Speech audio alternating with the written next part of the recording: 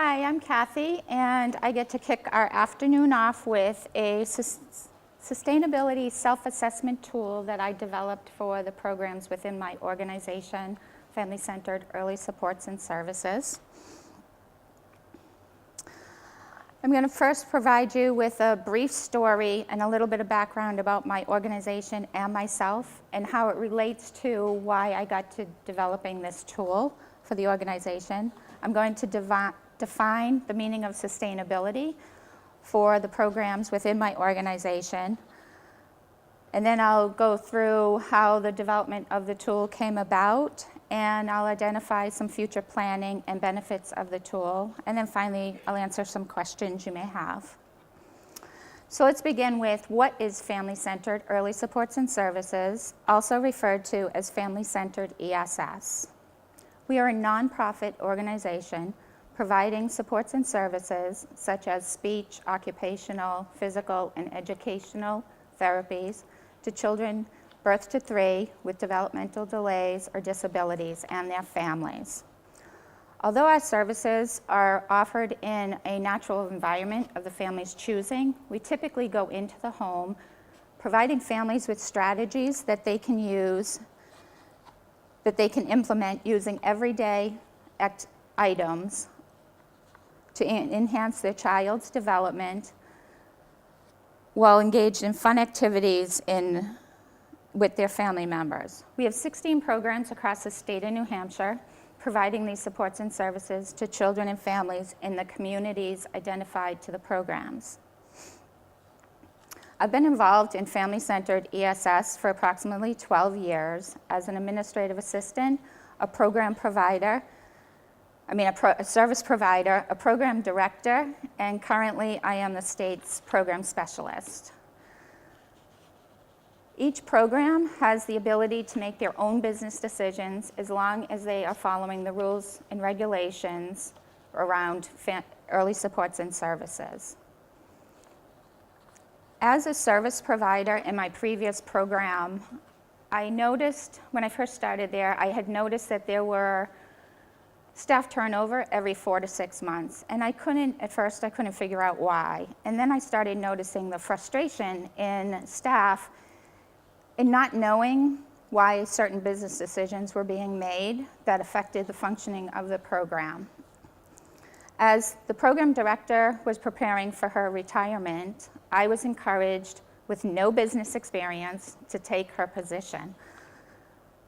Unlike other program directors that I had experienced or knew in the field, I incorporated my team of 13 into many of the decisions I had to make.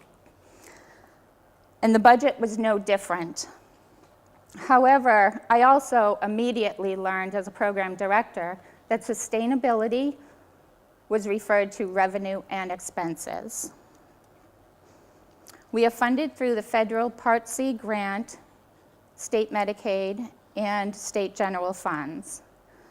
The program receives an allocated rate of $2,950 per child served per year.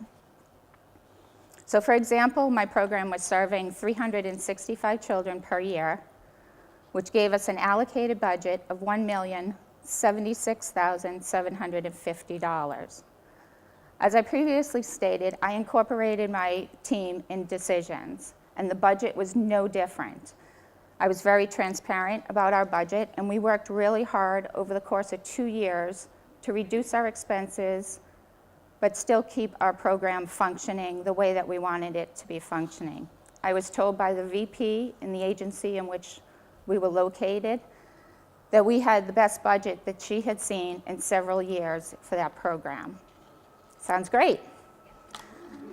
In May 2014, I attended a state funding meeting.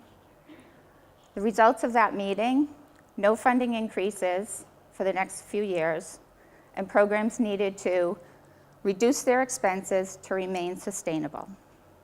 Here's that sustainable again, referring to funding and expenses. And in my experience, this meant cut staff. So over the next few weeks, I began to think there has to be more to sustainability than funding and expenses. And with the help of one of my providers who actually attended the education program here, she pointed me in the direction of Antioch.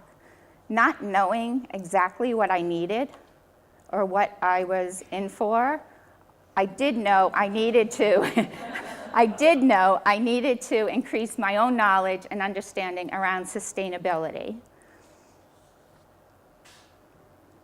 So the information for the program intrigued me, interested me, and I quickly applied to attend. Encompassing the 3 Ps in business decisions and identifying the sweet spot of sustainability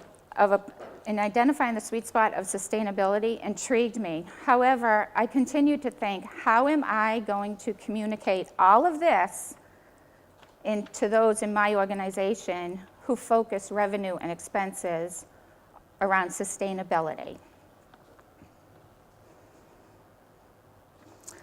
As I entered into my current position as the state's program specialist, I realized I needed to define sustainability for the family-centered early supports and service programs. Through discussions with others in the organization, this is what I've arrived at. Family-centered early supports and services program sustainability is defined as the program's ability to fulfill its commitment to positively impact clients and community while maintaining programming and benefits over time. With this definition in mind, I refer to Andrew Savitz's triple bottom line map to the sweet spot, viewing profitability as the funding that is needed for programs to function, and viewing benefits to society as the supports and services that we provide to the children and families within our communities.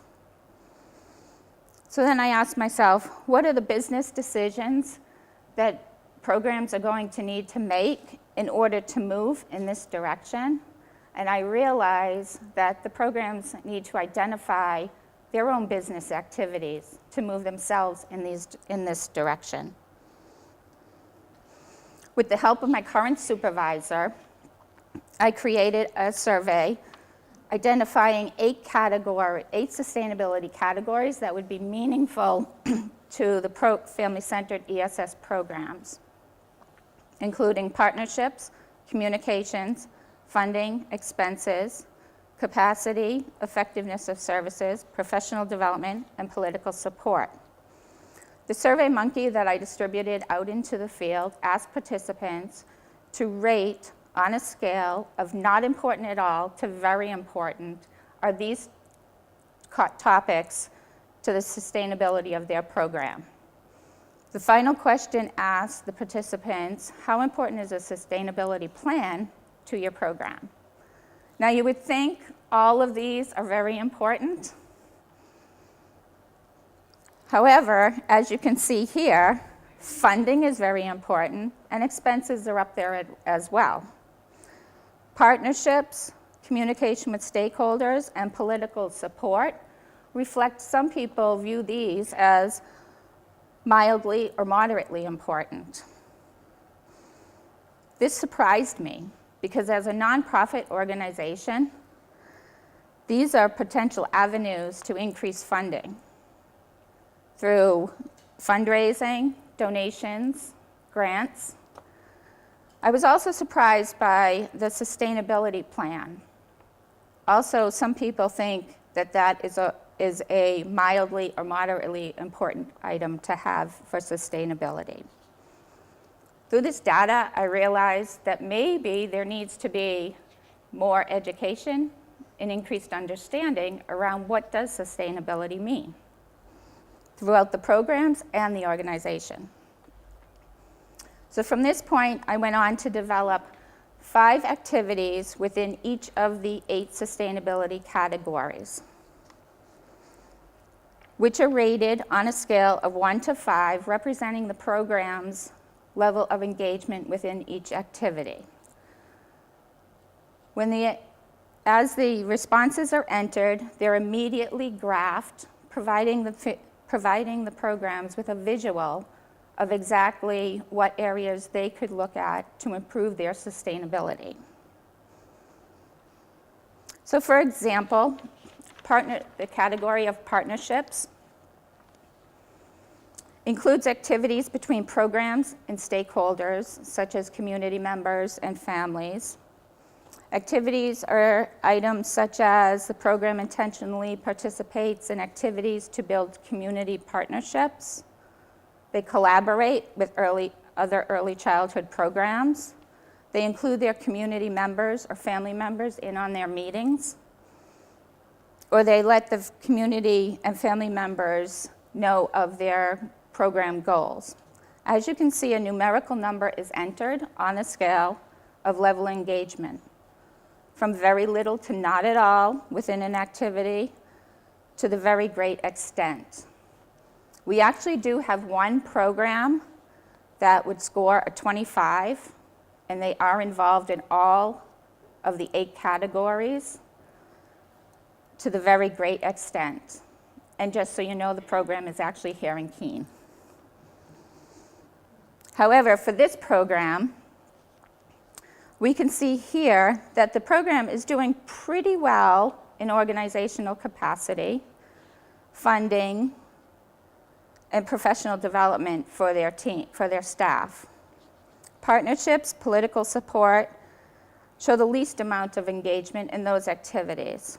More importantly, if this program was to develop a sustainability plan and focus their energies on increasing their activities around partnership and communications with stakeholders, they actually may increase their funding as well. So now what?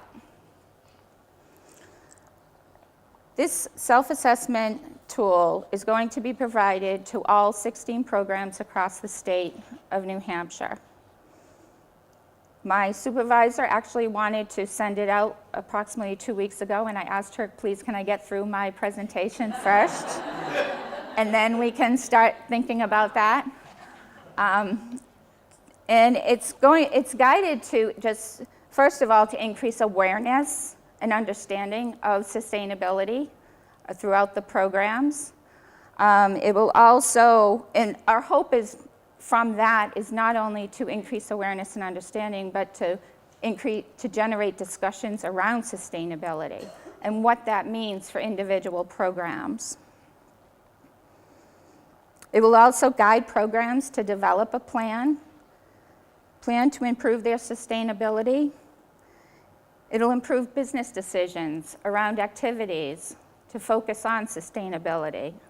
And programs will be encouraged to complete this assessment on an annual basis to review what benefits have they gained and/or making adjustments as needed for future sustainability of the programs throughout the organization.